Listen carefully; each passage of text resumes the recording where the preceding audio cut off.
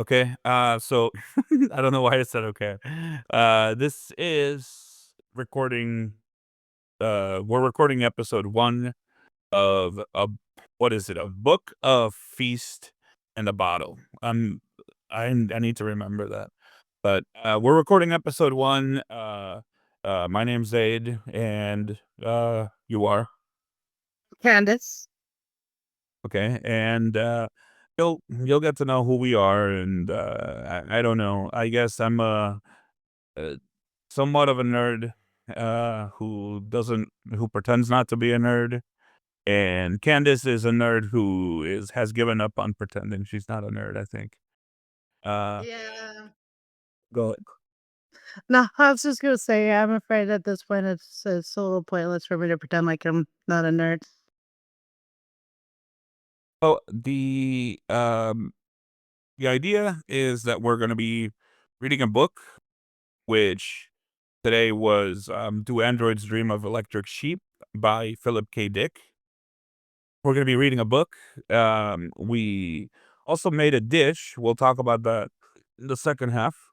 And we are just hanging out, just talking about it and having a drink and just chilling. You got anything to add, baby? Uh, no, yeah, we're just gonna sit here and talk about our give our thoughts on the book. Neither one of us are like literary professionals, so this is just very hobbyist take on the subject. So Yeah, yeah. We're just trying to like read, have an excuse to read a book. Something push us to read a book, and hang out and talk about it, and you know, see if anybody has any ideas about what to read or what to eat. This is an excuse to eat a bunch and read a bunch of books.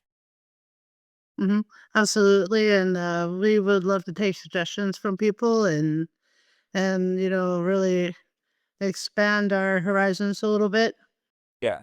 So right now we have a list of books, which I guess we can put on the website. But we have a list of books that we are sort of considering. We're trying not to do too many things of one specific genre. The initial idea was for it to be like culture driven, but I'm also open to like fantasy things. I'm also open to like trying to make fantasy foods and I don't know. You got anything to add, baby? We're just trying to keep it fun and entertaining, uh, and maybe a little stimulating, but it's mostly just to have fun. So we can jump right in then. So we read just recently, I think we finished it yesterday. Do Androids Dream of Electric Sheep by Philip K. Dick. Actually an audiobook version which had a really interesting kind of storyboard. I'll put that on the site, but Yeah, then this is supposed to be what Blade Runner's based on, where they got the inspiration from, but I feel like it's a little less of an action story and more of a psychological story than a movie is. I feel like the like immediate expectation is that we're gonna compare this to Blade Runner, but I'm gonna be honest, it's been like 20 years since I've seen Blade Runner. I didn't see the second one. Um, I'm I'm just I don't remember it being I remember it being more of a fucking like Die Hard type action movie. And I don't remember all the Mercer stuff. I don't remember the even like the whole animal stuff. Was that even touched on in Blade Runner? In the second one, I don't remember them touching on the animal part of it, but I know that they touched more on the interactions with like Isidore and the androids and than they did in the original version of the movie. It definitely like there was a different vibe to the book. Like there was a different vibe to the book from the movie, but also they were both very like they were both very chatty. Yeah, a little bit. Like the dude is like, yeah, I'm gonna have sex with this android, and I'm like, but I love my wife, and like I'm gonna come back. I need to come back home and like, you know, take care of my responsibilities with my wife. But I'm gonna sleep with this android and all of this shit, and but still pretend like the most important thing in the world is for me to come home and like attend to my wife. Yeah, I think also it was chuddy, but also I think there was a little bit of a purpose behind that because, like you said, he grapples with his relationship with his wife. One minute he's over it and wants to leave her, and the next minute he can't wait to get home and show his wife all the new stuff he bought or you know um Yeah, but you know what I think is, I think, well, for one, it needs to be like touched on that this is like a different world where people's priorities and people's like the people's lives are different. So maybe in that world the relationship isn't that strained by the fact that he's by infidelity, for example. Maybe like they need each other to like emotionally to survive way beyond that. But there I is more of a meta to it that I feel, which is what I was gonna say is that it's about the kind of lack of empathy that humans have for each other in general, I feel. And even when though we like to pretend that we care about people, for a lot of us, at the end of the day, our only real concern is how we feel and if we're happy than if the people around us are happy. That's true, but I also felt like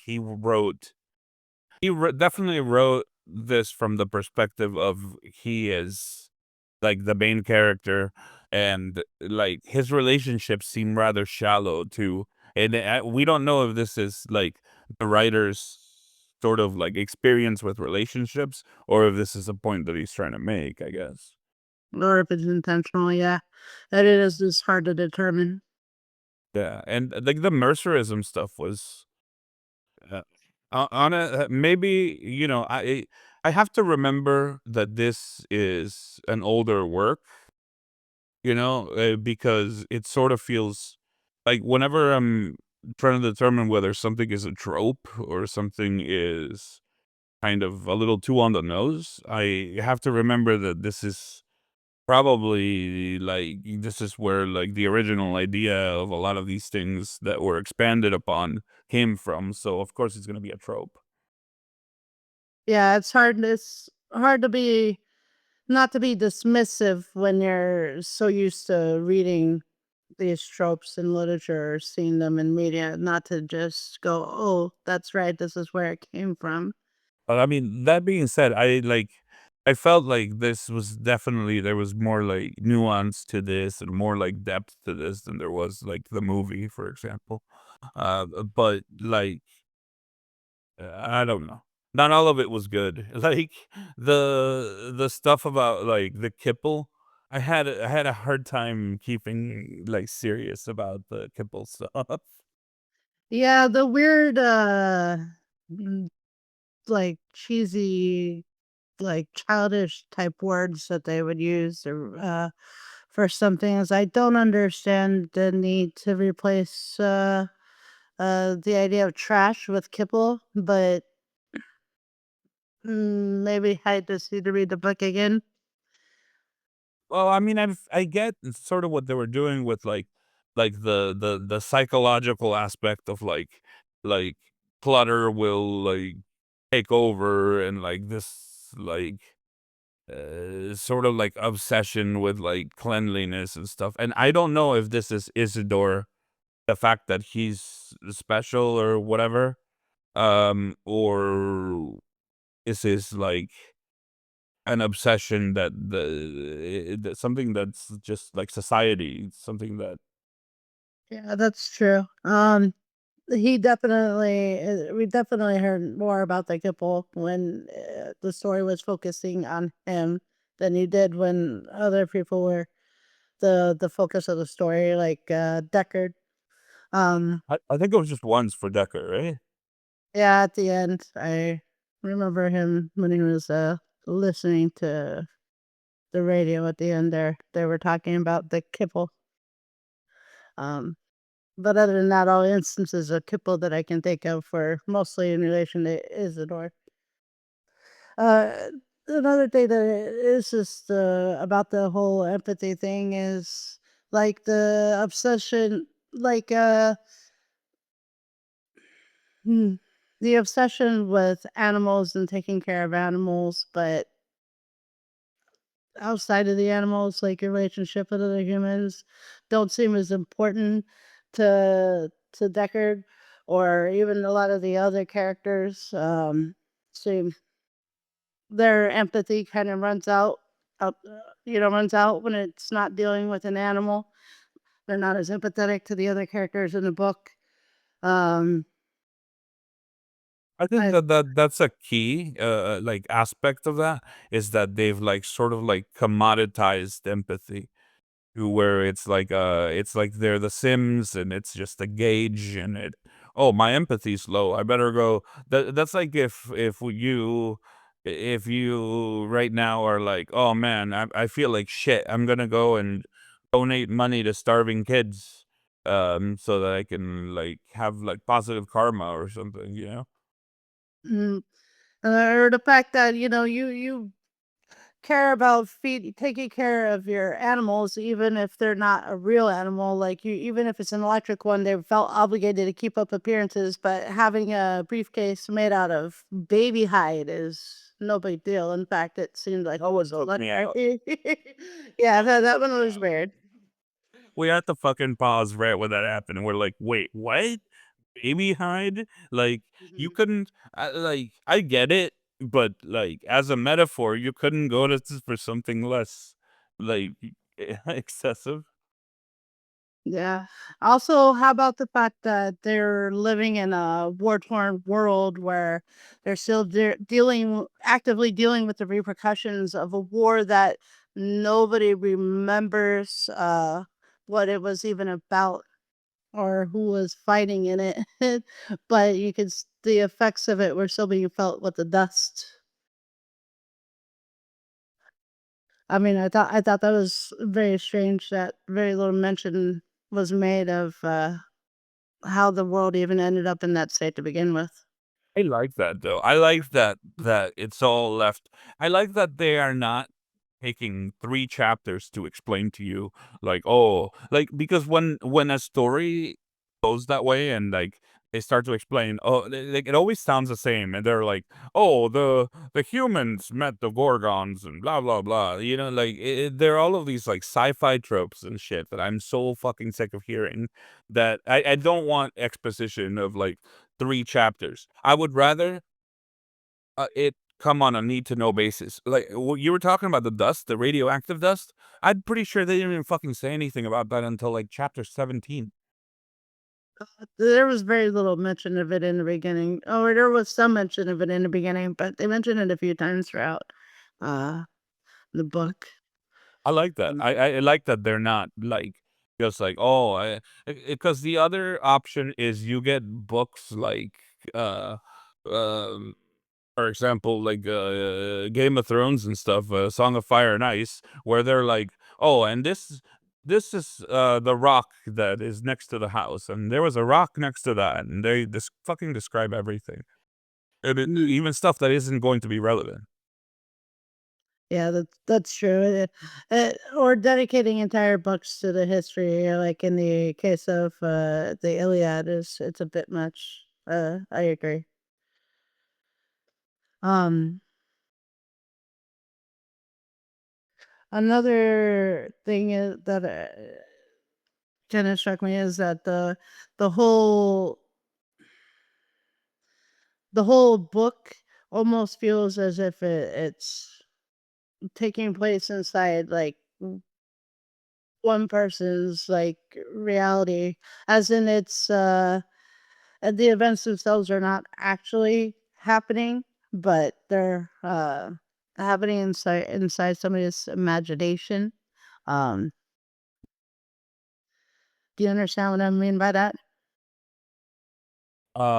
Yeah, but I I feel like that last bit of the book was very like was kind of a mind fuck. Like not a mind fuck, but like kind of a fever dream.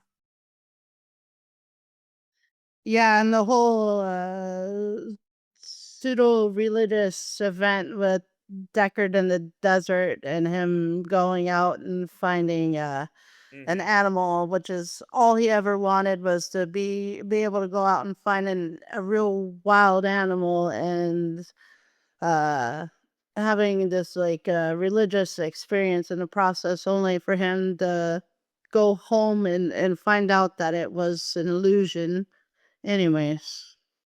Like I thought that that was like appropriate. Like I thought that if he went out and found the animal and then the end he lived happily ever after, I would have been more annoyed.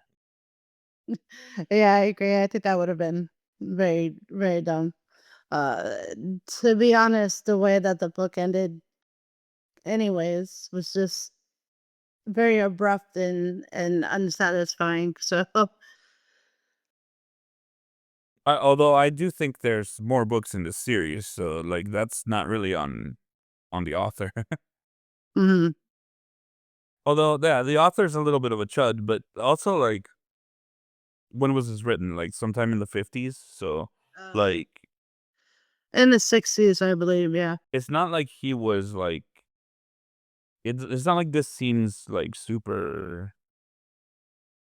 Um, uh, it's appropriate for how a person would have been thinking about this at that point in history with the social conventions of the 50s and 60s. Yes. Almost even progressive for the 50s or 60s is what I'm saying. Almost, yes. Another thing that I found strange was for the whole book, they were referring to the device that they were using to dial in and alter their mind state. They kept referring to it as an empathy box until the very end, where when Deckard calls it a mood organ. And I thought that was a strange shift. I don't They think it's go the from same. I don't think it's the same. I think and you know, I'm sure that somebody's gonna correct us if we're wrong, but, I was under the impression that at the very remember at the very beginning when they were, like, in bed and shit, and they were, like, she was, like, calling for something, and he was calling for something, and they had that little, initial argument? That was the mood organ, and they were dialing these, like, three-digit codes in or four-digit codes or something into a thing, and it was feeding them, like, mind altering, like it was like, altering their mood and shit, right? The empathy box was something for Mercerism where every time they were like using it, they experienced like almost like stigmata of the Mercer having the rocks thrown at him. I see. And see, it was my understanding that they were the same device. That they would fuse with Mercer and they would have that experience of him having the rocks thrown at him. But they were also using it to connect with other people. They made mention of somebody being suicidal and them having very positive emotions, wanted to share those emotions with somebody who's potentially suicidal. And I thought that they used the same device for that. I don't I don't know why you think that. Now I don't know if I missed something that connected them or if you're connecting them for no reason, you know? Mm, yeah. Because also, like, we listened to this together, but also, like, I was I was trying not to space out. Yeah, I mean, we were sitting there smoking and relaxing and chilling the whole time, so it's possible that we may have gotten a little distracted and missed something, but I was, like, paying attention, but I was, like, I was tuned in. It was just I don't know. I just never trust that I never find myself incapable of missing something. that's true. I mean, it's better to just assume that you may have missed something than to think you're never wrong. But we'll look into it. I'm sure we can figure it out. I mean, did you have any other things to you wanted to cover, baby? Let me see. Let me look at my notes here. I think that covers everything that I have written down on my notes. Was there something else that you had that you wanted to discuss that we hadn't discussed yet? No, just on the format of this, we'll figure it out as we go. Maybe we'll be a little more strict about what we talk about in the book because, like, right now, I don't think we have more than like 20 minutes. So, but um, sorry. Maybe we'll talk about how we're gonna structure this. Maybe I like the loose structure, but I don't know if this is enough. And then we're also gonna record separately, and it'll be part of this release the recipe. Awesome. And I can't wait to talk about the food. That's probably my favorite part. Hey, awesome. Well, we already ate it at this point. As of this recording, we already ate it. In fact, I ate so much of it that I'm like kind of disgusted. But we will put the recipe in. Unfortunately, we won't be able to share pictures this time, but maybe next time we'll remember to take some pictures before we eat it and we'll share pictures of the finished product.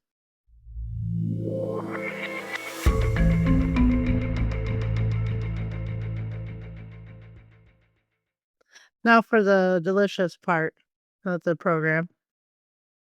Right. So this time we're making pastitsio.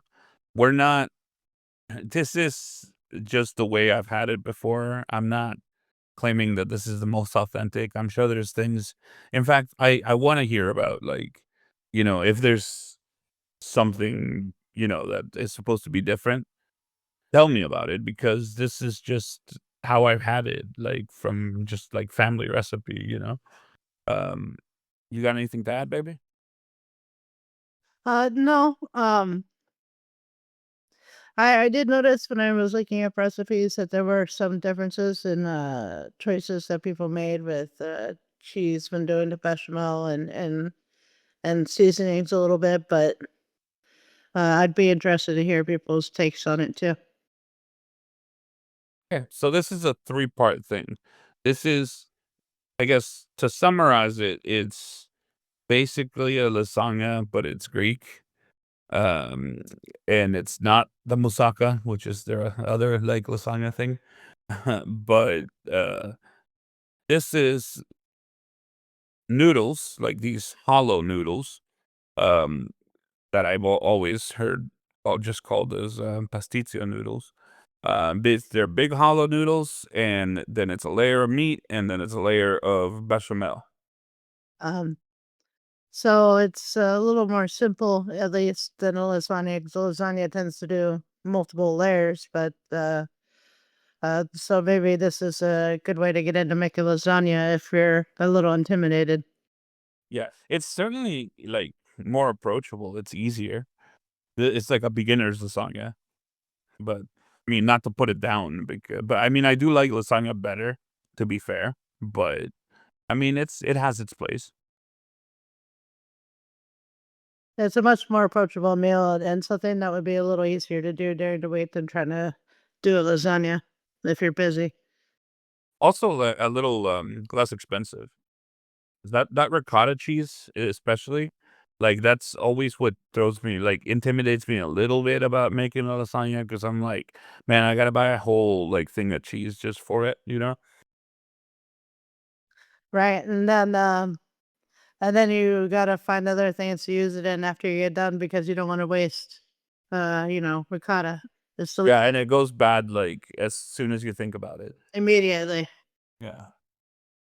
So three-parter, this one. You got the pasta, the big hollow Pastitsio pasta. We used the half a kilo, 500-gram container, of the macaroni Pastitsio Misco. And the key was basically cook it, like, 2/3 of the way. I think, they were suggesting, like, 5 minutes, I think it was, but we didn't have a rolling boil.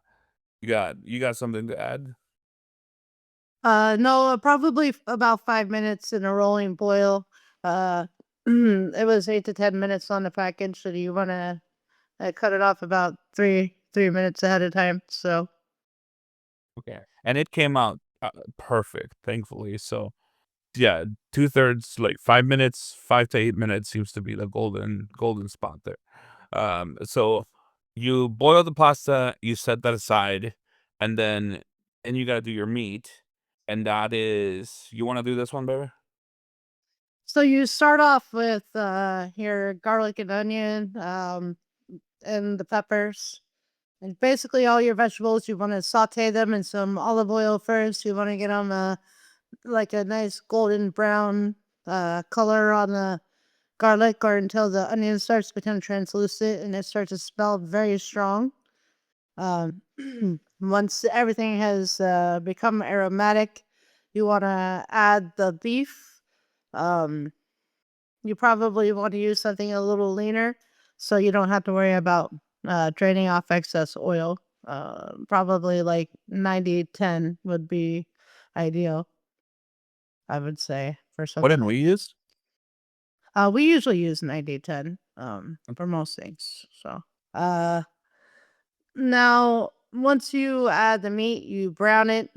Um Once the meat's brown, then you add the crushed tomatoes and you add your seasonings to taste and you let it simmer for about 5 minutes, and then your meat sauce is complete and you can This was the one.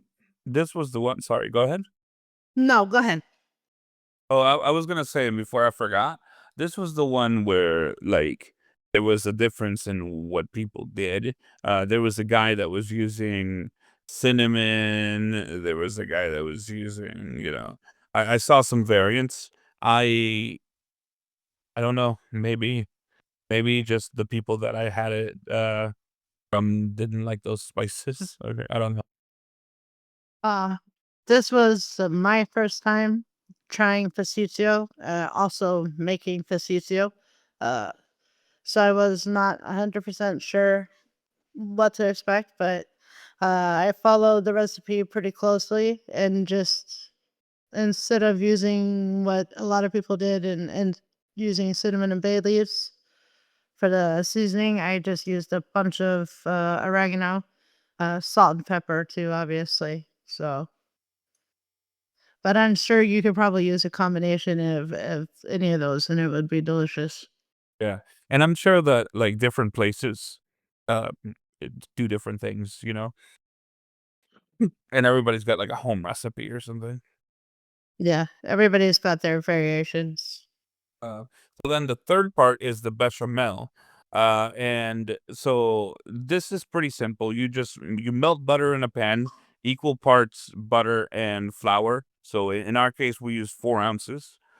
We melted butter in a pan, added the flour, mixed it in until it was nice and smooth, and then while the pan's still in the on the pot and it's hot, you add little by little the half and half. We added like a cup at a time and well, a little bit at a time, but you know, I probably did about half a cup at a time, just a little bit, and then stirred it until it's nice and smooth, and then you add the next half cup until you've added all the half and half.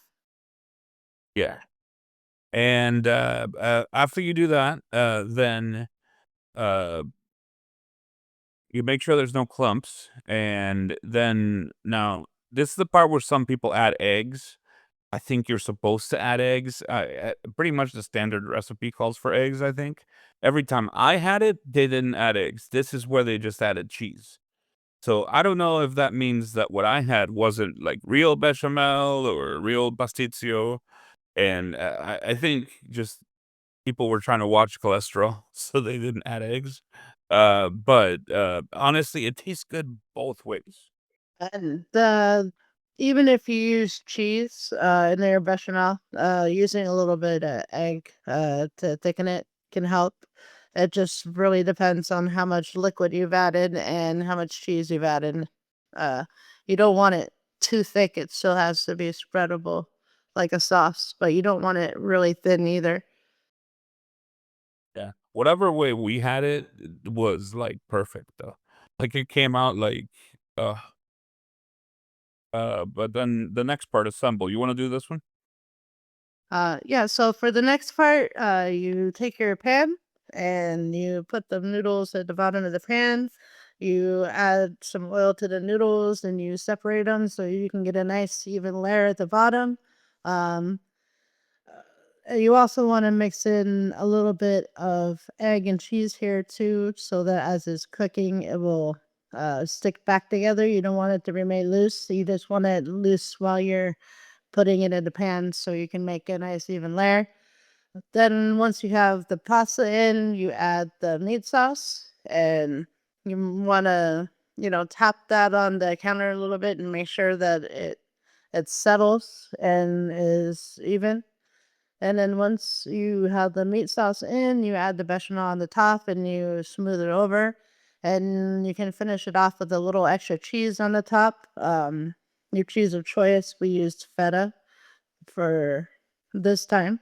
And then you bake it in the oven for 40 minutes at 360 or until you have a nice golden brown crust on the top. And then you pull it out and you let it rest for probably about 10 to 15 minutes and it should be ready to serve. Cool. And what did you like, I know you said it was your first time, so you've got nothing really to compare it to. I've had it a bunch. Like I said, I've had like the like soccer mom version of this, I think. You know what I mean?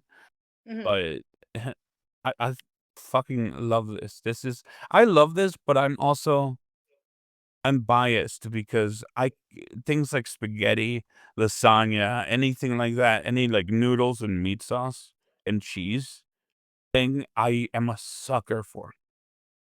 Oh yeah, they're delicious. And this recipe again is pretty simple. It's not too complex, but it's also uh, very hearty and filling and makes leftovers. So you could probably like prepare this when you have time during the week, and then you'll have food for a few days. Yeah. Word of caution. We almost didn't have like the right container. Like we almost needed a bigger container for the proportions that we used. So just plan accordingly. Right. If you want to, this was for a very large serving of Pastitsio, so you might want to do probably about half of what we did. If you're only doing this for a single person, or if you only want to do a single meal with no leftovers. Yeah, I think we ate it like 3 times throughout the day, and it was almost sickening. Like, I don't think I'm gonna have this again for a couple years. Yeah, I think we're good for a little while, but it was delicious. Yeah, well, awesome.